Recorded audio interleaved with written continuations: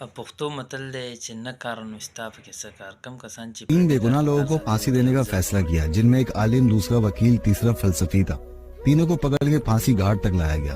ان تینوں نے دیکھا کہ ایک بہت بڑے کے ذریعے ایک رسہ بندھا ہوا ہے، اس رسے کے آگے بہت بڑا پتھر باندھا ہے، تو اس پتھر کے نیچے ان کو کھڑا ہونا ہے۔ تو بادشاہ نے کہا پہلے عالم کو کھڑا کر دیا جائے۔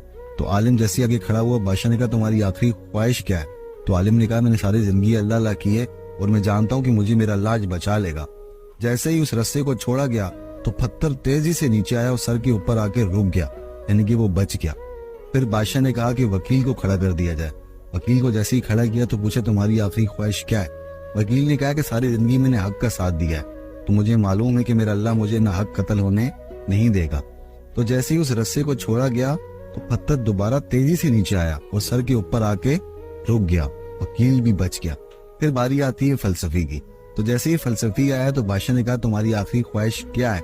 تو فلسفی نے کہا کہ نہ ہی عالم صاحب کو ان کی حق گوئی نے، نہ ہی وکیل صاحب کو ان کی حق گوئی نے بچایا، بلکہ میں نے یہ چیز نوٹس کی کہ رسے کے اندر 2 گٹھانے اضافی ہیں۔